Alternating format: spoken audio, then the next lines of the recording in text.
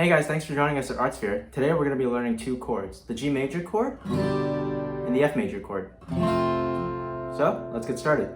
So the first chord we're going to learn today is the G major chord. And basically how we're going to play this chord is we're going to take our third finger and put it on the third fret of the first string. Then we're going to bring our second finger and bring it all the way up to the sixth string on the third fret. And then we're finally going to take our first finger and put it on the second fret of the fifth string. Now the key to getting this chord down is to make sure your fingers are extremely curled. To make sure that you're playing with your fingertips and you're not muting any strings. It's very easy to mute the strings with this chord if it's your first time. So make sure that your thumb is on the back and the back of the middle of the neck. And make sure you're pushing your hand out a little bit and making all your fingers curled up. That way you don't mute any of the strings underneath your fingers. Now, this is a G chord because we start off by playing on the G note, which is the third fret of the sixth string. Now we're going to pull down from the top of the E string and then just pull all the way down. And your G chord should sound like that. Now there's another way of playing the G chord, which is taking your fourth finger and your third finger and putting them on the third frets of the first and second string. So it kind of looks like this. And you can hear it sounds a little more full. You can play it any way, honestly. It pretty much just sounds the same. So you could go like this. Now the next chord is one of the hardest chords for beginners to learn. It's a bar chord and it is the F major chord. Now bar chords are very hard for beginners just because they don't have the dexterity on their fingers, and it's just really hard to apply even pressure across all the strings and make them all sound out. So let me show you how this chord looks like first. So this is our F major bar chord. Now the most difficult thing about this chord is this right here. So basically what we're going to do is we're going to take our first finger, and we call this a bar chord because we take our first finger and we bar the first fret of all six strings. Now you can practice this by pushing this down and making all the strings sound out. It doesn't sound like anything really, but this is how you practice applying the pressure. It's going to start hurting eventually. So the next step we take in playing our F major chord is we take our second finger and we put it on the second fret of the third string. And then we take our pinky finger and we put it on the third fret of the fourth string. And then we put our fourth finger on top of that on the third fret of the fifth string. And then when you play it, it should sound like this. Now the first time you try to play this, if you're a beginner, it's not going to sound good. It's probably going to sound very muted, and it's probably going to sound like something like that. But it's just really important to play, to learn how to play bar chords, because that's how you can play a bunch of chords all over the neck. So you could go like, and you'll see bar chords all over the place on tabs over the internet. So it's very important that you learn how to play bar chords. Now, a few tricks that we can do is, like I said earlier, you can practice just doing the bar. Practice pushing this down, making all the strings sound. It might even be a stretch for your fingers at this point to go like this, just because your fingers aren't used to doing that. So the most important thing to do is to practice every day and just start building up this strength to actually play an F bar chord. That's how it should sound like. So to practice barring, we could just do it like this. So we're going to take our thumb, make sure it's in the middle of the back of your neck, and then you take your first finger and just make all the strings sound. It's going to hurt at first. It's really going to hurt at first. But once you learn how to play a bar chord, you'll never forget it.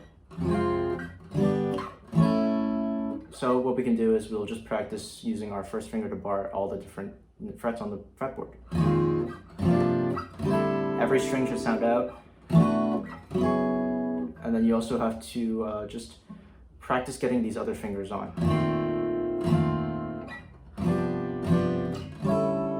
What's really important is that you learn how to hold this shape. So I'm gonna do it like this, practice this without my third finger. And then we put our third finger back on.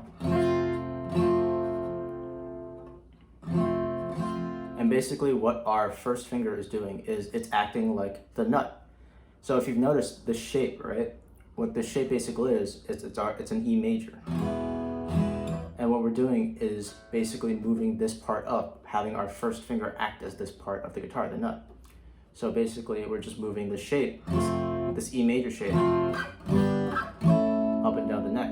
Now this plays into a system called caged, which we'll learn in another video, but that just goes to show how important bar chords are. And having this dexterity in your fingers is one of the hardest things about learning the guitar at the beginning. So you just have to practice it. So if we take the chords that we learned a couple of weeks ago in a previous lesson, we now have C, A minor, and now our newly learned G, and F major. Now in total, you know 4 chords, and it's important that you know these 4 chords because these 4 chords make up a really big chunk of pop music. A lot of pop music is just 4 chords played over and over again. It's C, A minor,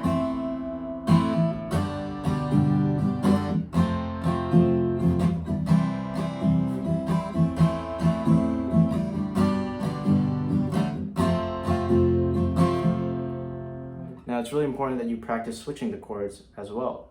Now switching to a bar chord is probably going to be the hardest thing ever, especially if you don't have the finger dexterity to play the bar chord in the first place. So if we take our practice from the previous lesson where we're switching from C to A, we can also practice switching to G. It's a little harder than switching from C to A because they don't really share any common fingers, unless you, of course, play your G from a C like this. But your pinky's probably going to be very weak, so you probably won't be able to do that. So it's just important to play these chords over and over again, get comfortable with them until you can switch like...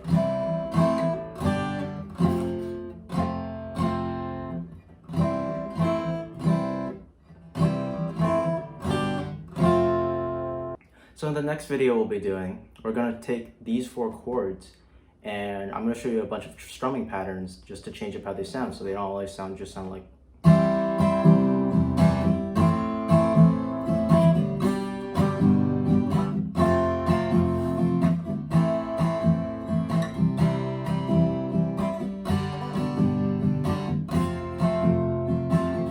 But basically we're going to learn these different strumming patterns just to change up how they sound.